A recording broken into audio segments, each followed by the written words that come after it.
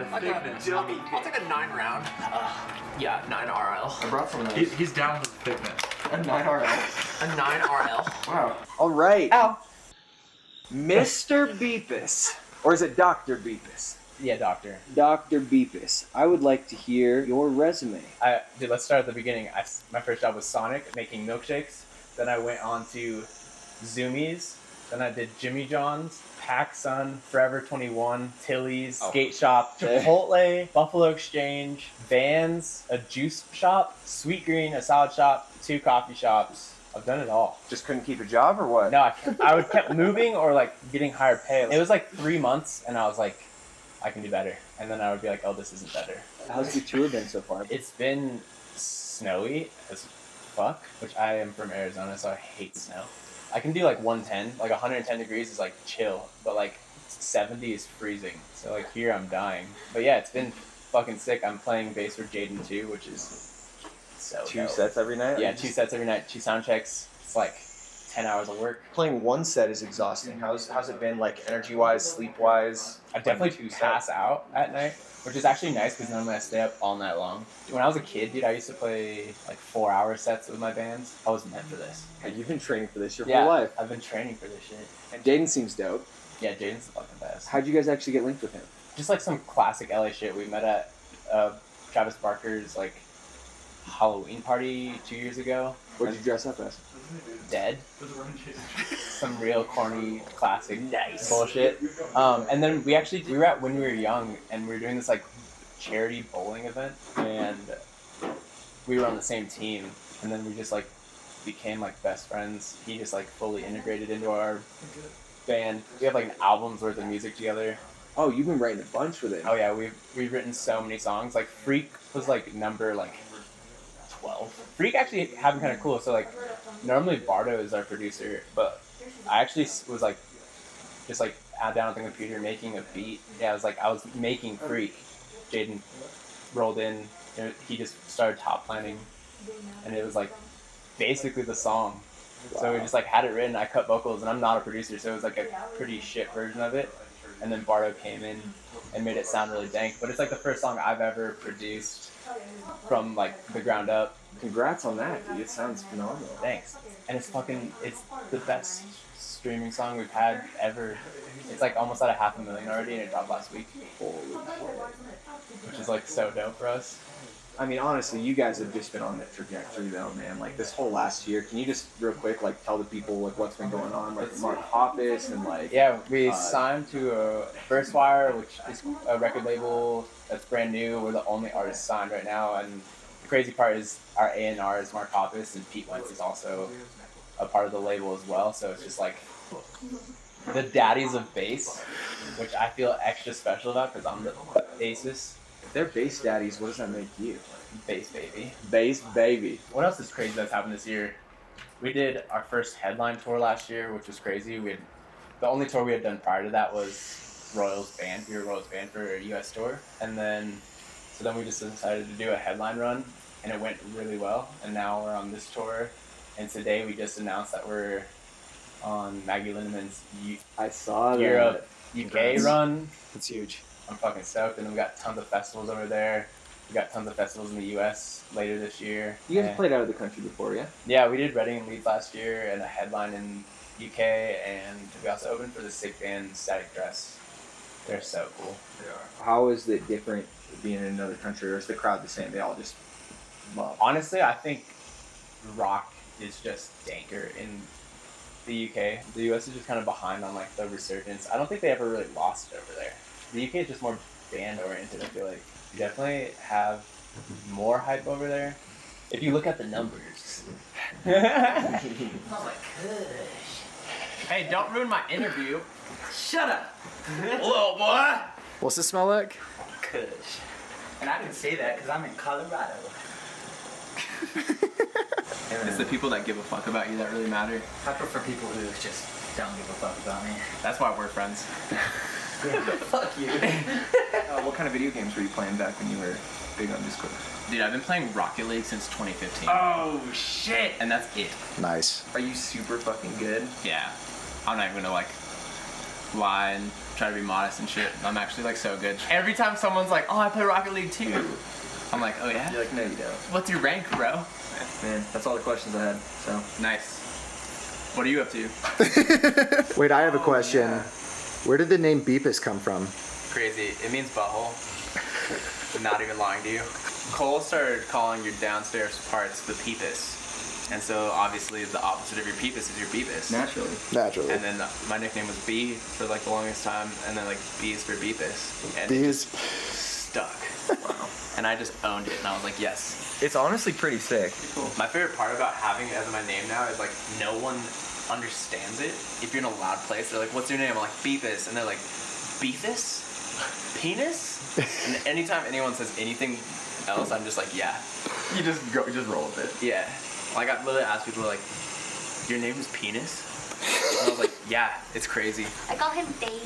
That's the best name. Look at that face. You know, if you're gonna be in the show, you gotta at least say what's up. Hi. Painful interviewees. Is it painful?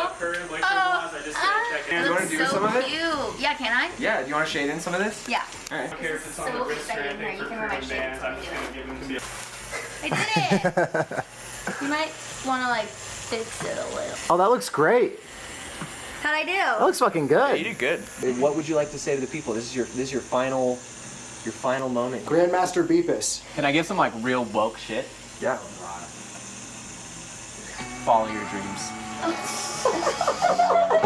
I'm honestly pretty disappointed that you didn't bring your tattoo stuff, because I was kind of hoping we could just do a little tattoo 69 action. Man, that would have been so sick. You know, there's so many fans who hit me up and they're like, I need you to tattoo me. I'm like, no. Me selfishly wishes that you did, but I understand it. I should bring it for the homies next time, especially an hour before the show, you know? I think this is probably the most like actually painful interview that has happened so far. Yeah, it definitely sucks. Where all have you tattooed yourself? My upper thighs are kind of like my graveyards for shitty tattoos. You gotta show me at some point. Yeah, I'll have to take my pants off for you. Yes, let's go. I was hoping we'd get to that point, you know? I'm We'll feeling see. close to already. I was actually really excited to talk to you just because you do all the lyrics, yeah? Yeah, for the most part, I've got the heaviest hand in that, and then Yeah. the boys generally like revise and give suggestions as we roll with it. I think my favorite lyric by you is "Life is a highway." I just want to write it. No, I'm just fucking All with you. night long. The almost famous, and I already hate it. At least in that song, like that line jumps out at me every time because it's like, you guys are coming up for real. Is there some things that come along with that 100%. aren't as much fun? Yeah, I mean, the line itself came out as like a kind of a tongue-in-cheek thing. I think we wrote it about a year ago this time. I had just had my birthday party, which I didn't even throw to have a birthday party. I threw it because our first single off the album was coming out, and I thought it would be like a sick way to promote it.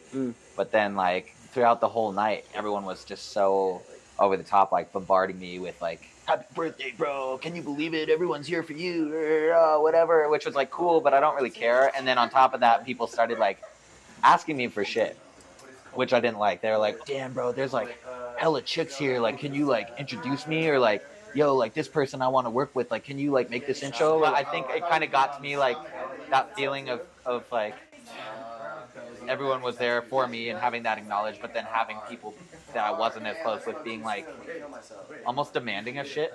And that was more where that line came from, was just like beyond even that moment. It's like you see a lot of that as you start to find success in whatever craft. It's like you'll have a lot of people who start barking up your tree because they want something. Hey baby. Oh, I love this view. What you getting? This is great. the angle right here. Wait, hold on, let me get a Hey video guys, of this. welcome back to another beauty school dropout section seminar. I'm And, getting topped off and tattooed. Bro, that video is crazy. Look at that. Look at that. God. That's so funny. Oh, I love you, bro.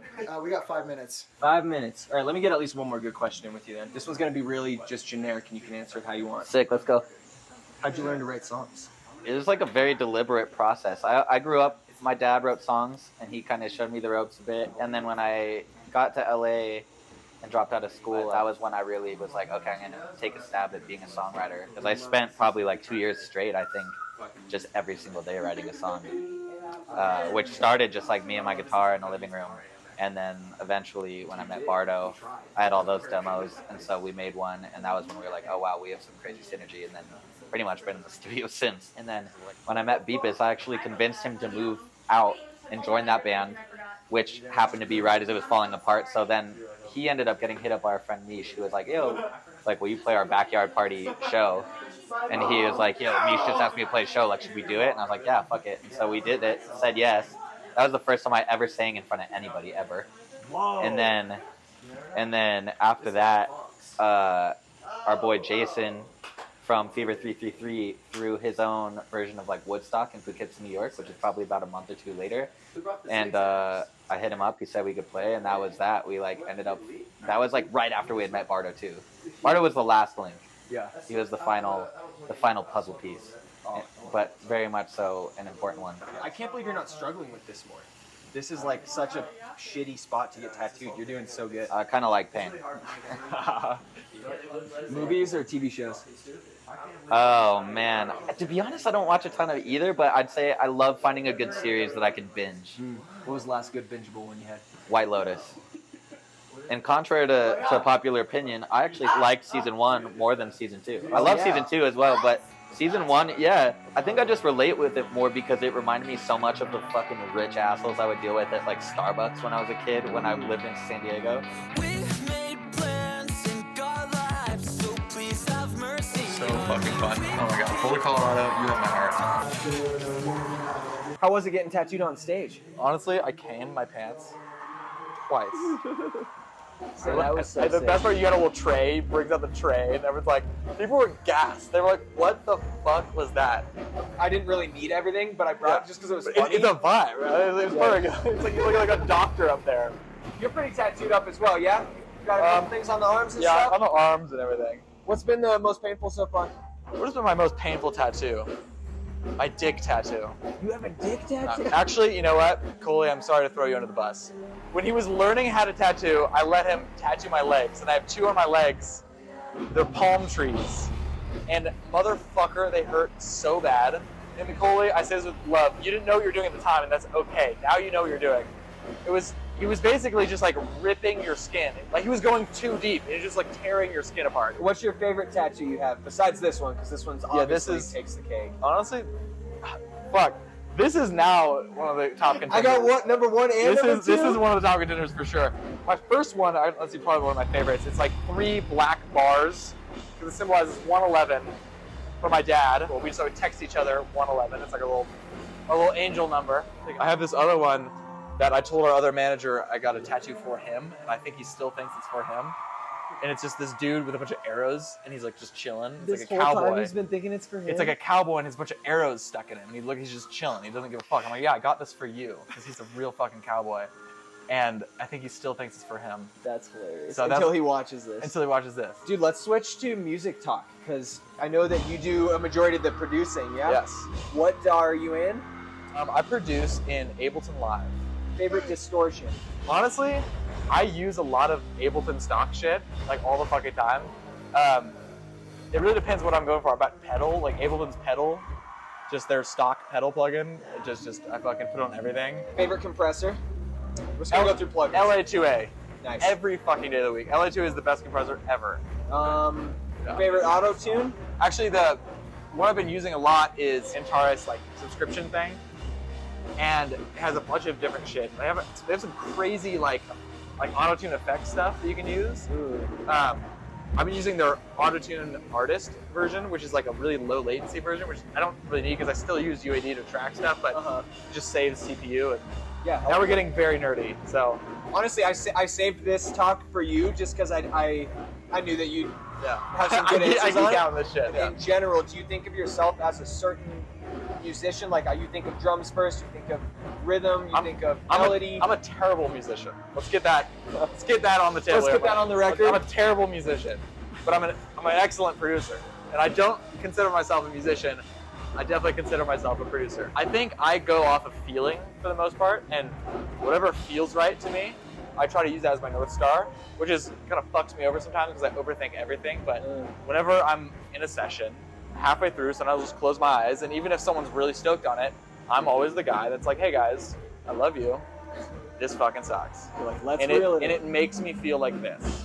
Or It's like, no, this makes me feel like this, and it makes me feel like amazing. How is it different producing for other artists versus yourself? When we produce for the band stuff, it really is like me, Colie, and Beepus have a very good synergy, and I feed off of them massively. Yeah, honestly, that's all I do. But even when I'm producing for other people, like my job is to kind of just feed off of people. Like, you know, I feel like I'm a doctor at some points, like a therapist at some times. I just talk to people through their shit, and then if the artist needs me to write lyrics, I'll do that. If the artist needs me to fucking just fully produce the song, you know, sometimes the artist wants me to play the guitar. Fuck yeah, okay, like I can do it all. It's kind of like what I'm needed for, and I think what's great about the band dynamic is I feed off of them very well. And I think that's kind of how I approach other sessions too, is just like feeding off people's energy. And there's some people that like, it's hard to feed off them. You need a couple sessions to figure out what their energy is.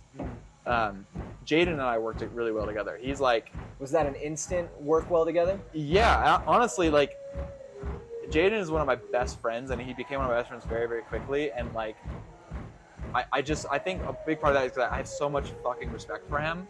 And I really do think he is a visionary. And he knows exactly what he wants.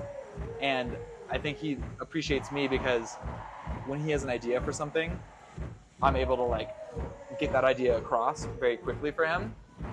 And I see his vision. I don't try to like stop him having his visions, because I think his visions are very important. I'll try to steer his visions, and you know, I'm like the bumpers if you're bowling, right? He's a fire hydrant of ideas, and my job is just fucking put it on the fire, you know?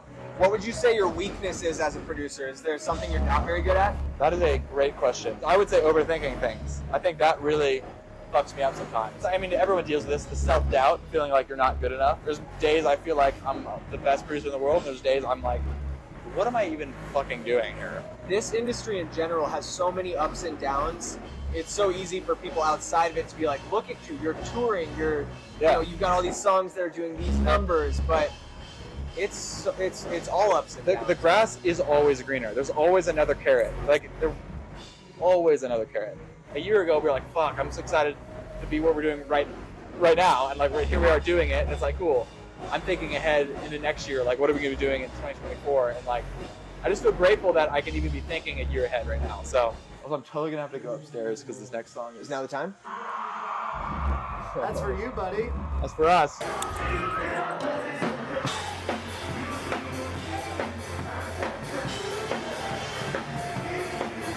Painful interviews. Cheers. Iconic. I tried to do no face. No face.